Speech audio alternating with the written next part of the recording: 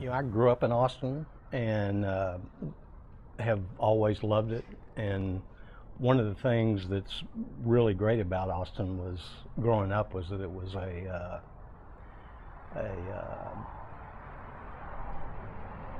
not ostentatious city, unlike Dallas or Houston or other places in Texas and probably other places in the U.S.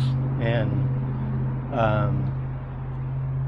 when I started it, the other thing too is that Austin has always been an environmental city, and Barton Creek, which is adjacent to WatersMark, was always, I swam there as a kid. And, we would have family picnics there, and I mean, it's an amazing place. And so, starting, I guess, in the 60s and 70s, there was always a big fight in Austin, Texas about protecting Barton Springs and protecting Barton Creek. So my thought was to build a subdivision that was environmentally sensitive, since it is absolutely adjacent to the creek, and then secondly, to build a subdivision where you could build a very nice house that wouldn't be ostentatious. And I guess at the time, Barton Creek, the whole of Barton Creek was under development. And if you were kind of an Austinite and you drove around Barton Creek and you saw these enormous houses, fountains out front, very gaudy, that was sort of bad taste, I guess, for an Austinite. So my thought was to try to build something that was more fitting of the scale of the land, the trees,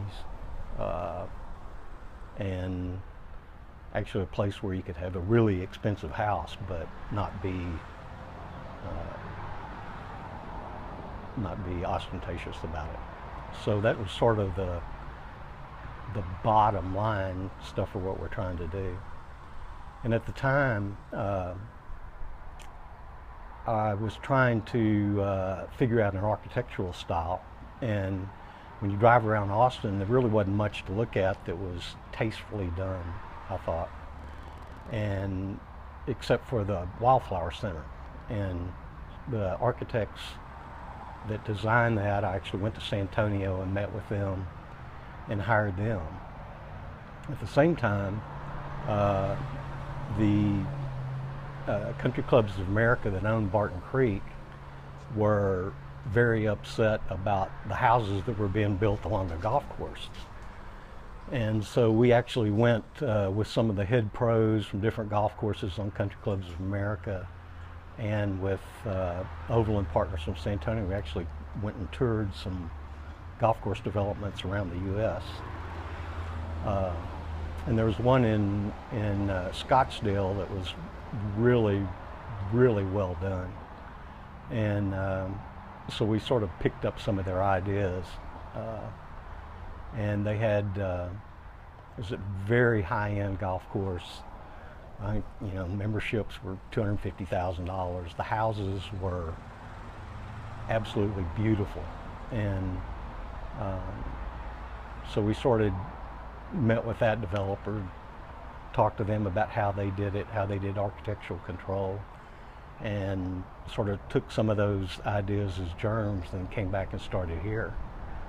And the way we actually developed this was, the way most subdivisions are developed, they're developed in a grid, and you lay out the streets, and then the lot lines are square, and then everybody just builds their house within that lot.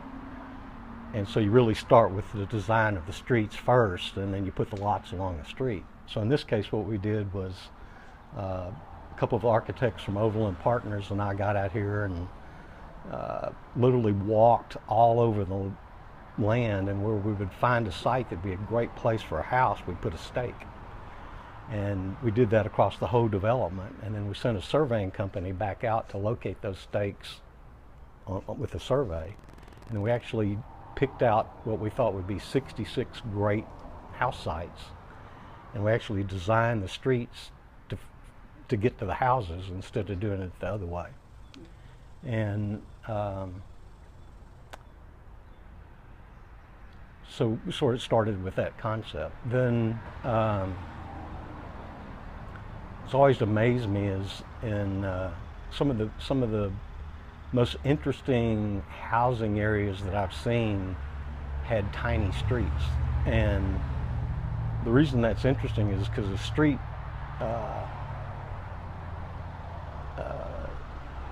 impacts scale. And so you can have, if you have a very wide street, it actually serves as a barrier between neighbors.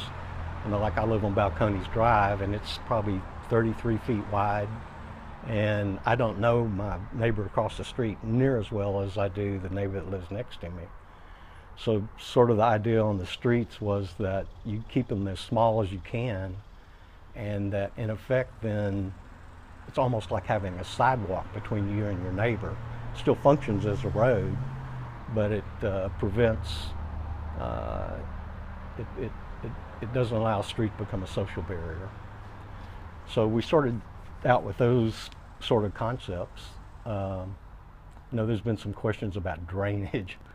I was actually on a group that wrote the ordinances that cover development over the aquifer, Barton Springs Aquifer. And we brought in water quality experts from all over the United States to talk about how you develop a subdivision without polluting the water.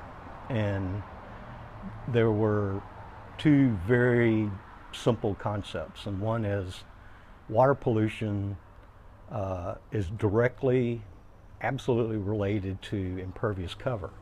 And impervious cover means like rooftops or streets, sidewalks, anything that water doesn't go through.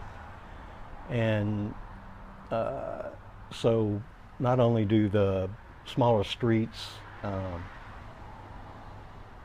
look better in terms of scale, but and you know, also, you know, don't become a barrier, they're also environmentally sound. And the reason impervious cover is directly related is that natural processes, meaning filtration through grass or through the soil, is an amazingly effective natural system to clean water. And the idea is that if you have less impervious cover, then each little blade of grass serves as the dam, slows down the water, it soaks in, you know, naturally existing microbes eat the pollution, actually. So that's another reason to have small streets. If you do curb and gutter, which is normally done in subdivisions, what you're really doing is concentrating the water, and then you have to put it in a pipe. Once it's that concentrated, then you have to discharge it straight into the creek. And it literally, once you do that, then none of the natural processes work, because the pollution, which is, you know, in solution in the water, gets in the street, it doesn't soak into the ground, it goes into an inlet, into a pipe, into the creek, and so it's directly polluting the creek. So the narrow streets and having no drainage pipe and no curb and gutter is really an environmental feature, and amazingly effective on water quality. In fact, the city has they actually measure the pollution in the creek below here several times a year, and the water quality coming off of WatersMark is as pure as the natural water that is in the creek. So it's amazingly effective. There are cities around that literally don't allow street louts, and especially in Arizona, where, you know, sort of they have, in lots of cities now, actually adopting what's called night sky ordinances. And the theory is that when you walk outside at night, you'll be able to see stars. And so what we were trying to do here was, you know, still have a sense of night, sky, stars. And the way we did the lighting was, the theory was that you would set a light sort of at a horizontal viewpoint. So if you're walking down the street, you could see a light in a tree down the street, and you knew, the idea was that that sort of made you feel safe because you knew that light was there. So it was sort of, instead of having everything just absolutely lit like it was your living room, you would have sort of spots of light, be able to walk from spot to spot. And that idea was literally, you know, walking outside at night and seeing stars is a good thing. That's the theory. Again, it goes back to the idea that the whole subdivision was supposed to feel understated. And what was interesting is when we built the caretaker's cottage, it was the first thing that was built, and we actually built it while we were building the streets, and we would have people stop, come in, call about the caretaker's cottage. So the caretaker's cottage is really the entry feature, and the idea was to set the tone of the scale, colors, style, using the cottages as the entry feature. And you know, if you go, there are a lot of subdivisions that, I mean, I guess you've got Las Vegas, and you'd have huge water fountains and statues and stuff like that, and the idea was to get as far away from that as you could. And the other, you know, this is my own personal thing, but I think that scale is really important, and that scale ought to be inviting, that it shouldn't be impressive. So that was the theory, but it should be understated. With the architects about the design guidelines, one of the architects made a really fascinating comment, and he said his favorite houses were houses that you could see, as you're driving down the street, you could see like an alcove, or see, you know, we ended up with a special place idea, but you could see sort of an area and you thought, man, that's really cool, and you can't quite see all of it, but it's enticing. And the fact that you can't see all of it is part of the enticement, that it's not just in your face out there, that there's something a little bit hidden, a little bit private, but you can see it. And so even the entry is sort of that way. When you drive up, you really can't see into the subdivision, can't really see into the cottage. And so there's sort of a little, you know, it's kind of corny to say, but it's a little mysterious. So it entices you. Part of the theory. Actually, WatersMark is much denser than it feels, and I mean, there's 66 units, and although the property is much larger, it's all crammed on about 35 acres or something like that. And the reason it still doesn't feel that dense is because there's lots of natural vegetation. And we went through great lengths when we were first locating the houses to try to locate them in the middle of trees so that you could build a house and be surrounded by trees. And we also, as we were building everything, we actually bought, I can't remember how many linear feet of the orange construction fence. And before we would let the contractor start, we put orange construction fence 3 feet outside of the curb along every street. And anytime they went outside of that, we actually fined them $2,500.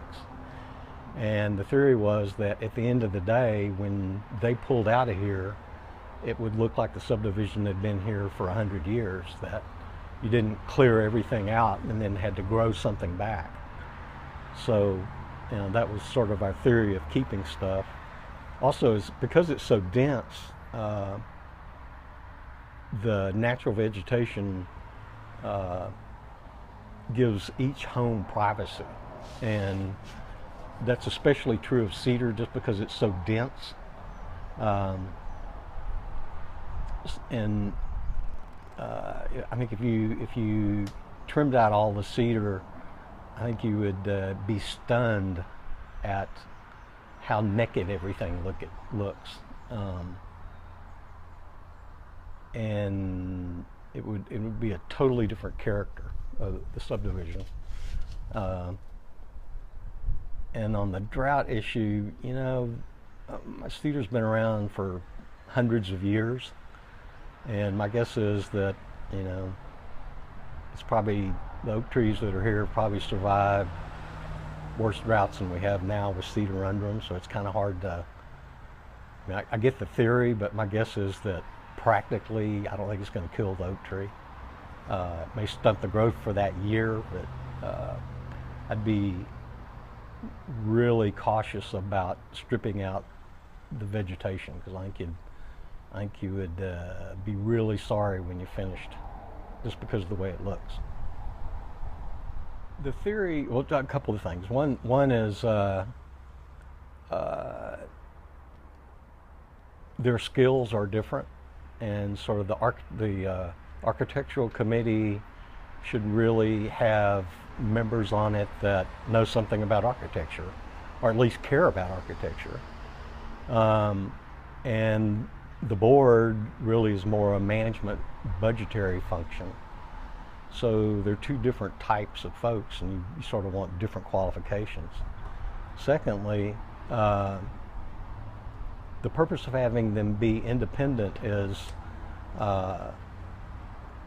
what we wanted. It was the architectural committee to be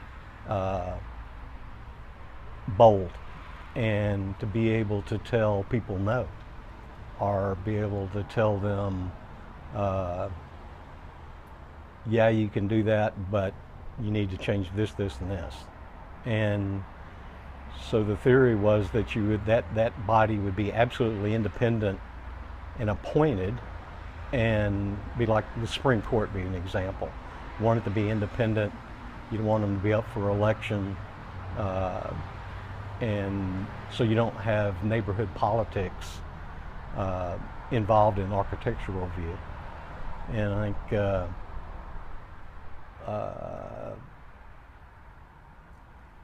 that an elected board tends to be more political than an appointed architectural committee.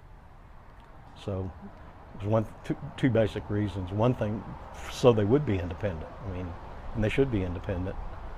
And secondly, because their skills, actually skill set.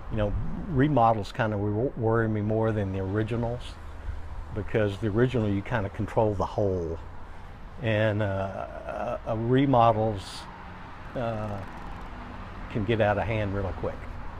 That and one of the things that was important was the house size limitations in here, and we spent a lot of time coming up with those numbers. And so and the goal was to keep the scale of the houses next to each other, and scale in comparison to the trees and the roads and everything correct.